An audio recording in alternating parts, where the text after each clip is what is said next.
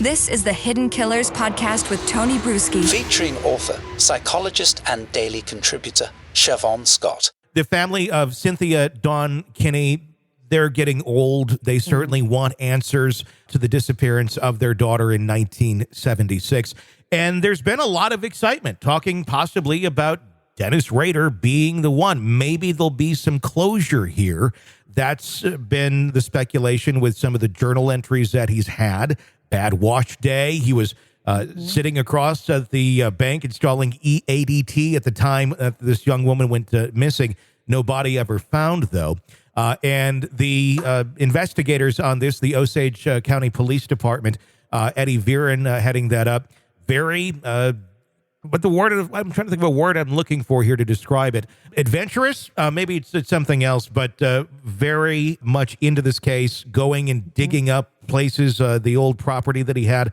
What I'm curious about, though, is how much of this excitement and this vigor to find things involving BTK is based in reality and based in solid evidence and what we can maybe glean here, or is this more the passion, the fantasy that let's try and find out what's going on, and then how that affects a family? Because at the end of the day, that's who matters more than everybody getting excited because maybe BTK killed more people, which is a weird thing to get excited about. Yeah, I think from cases I've observed that often it is one passionate investigator, who hangs in there and really sinks their teeth into finding answers, who does discover the perpetrator. But obviously, in this case, no body, no real evidence other than speculation and these horrendous drawings and the things that Dennis Rader has written, which are blood-curdling.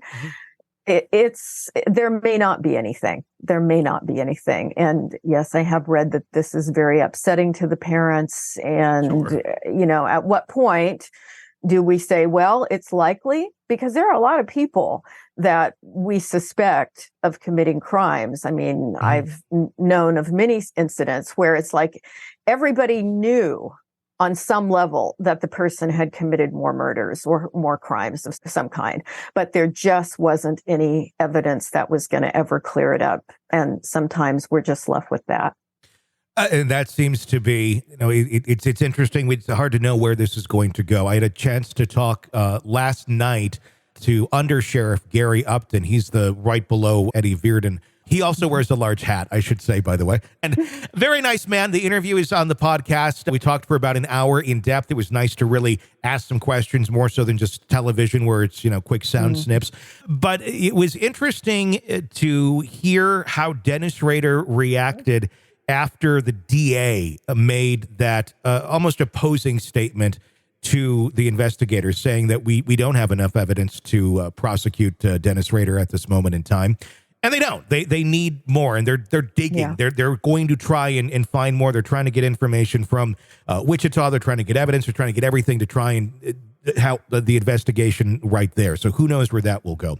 But Dennis Rader's reaction is what I want to hear about from you, because we heard exclusively that as Eddie Viren then walked in to have his conversation with Dennis Rader, the very first thing that Dennis said after also watching that press conference, and I'm paraphrasing here, but in kind of a cocky tone, it was something to the effect of, so, looks like you don't have enough evidence to prosecute.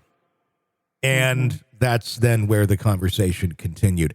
To me, it when I heard that, it just struck me as, oh, this is Dennis Rader playing a game. Yeah, which, I know he's aged at this point and he may not be as sharp as he was in years past, but the man loves playing games. I mean, it just obviously gives him delight. And I know that I've seen some interviews with his daughter who believes that he's continuing to play games, but also believes there's a high possibility that he is guilty with this. So that unfortunately doesn't surprise me. It would just be so nice if, some of these sadistic psychopaths would come out and tell the truth, the whole truth, without Sure. this element to it, which leaves everybody feeling there's no closure. They're feeling tormented by it. What really happened? Where is the body? And unfortunately, it happens. It's common that they do this. And it has to be hell for those families who lost their loved one all those years ago. They've been mourning this forever. And then to suddenly, maybe there's a hope, and maybe there is. And I hope to God that maybe some of these do connect back to him. The Cynthia Dawn Kinney one does look fairly promising if they can get enough evidence to truly link him, if that even exists. Some of the other cases, not exactly fitting the Rader MO, but maybe. But I think it's something that the media needs to be cognizant of is, yes, does it make for an interesting story to hear about Dennis Rader back again? Yeah. Right. But at the same point, you are jerking around with these people's lives who've lost their daughter at some point in time. And, maybe we got something, maybe we don't. Right. It's not something to go and play, Wild West cowboy with if you're not, number one, conducting it correctly or safely, or where this is going to get thrown out of court at some point in time. Right. And it's another where you're doing it for notoriety. I think those are two big things that I don't know what to think about how this is being handled thus far by Osage. I applaud them for somebody digging if they think they found something, but at the same point, it also seems like you better be damn sure that you are looking at something legit, and this is not just to get some headlines. Yeah, and digging in perhaps a much less public way, which certainly should be possible to do. You're locked into the Hidden Killers podcast. Want more? Start binging on all of our true crime podcasts right now through Apple Podcasts and get an ad-free experience when you sign up to be a True Crime Today Premium Plus member exclusively on Apple Podcasts. More of the Hidden Killers podcast dropping soon. Press subscribe now.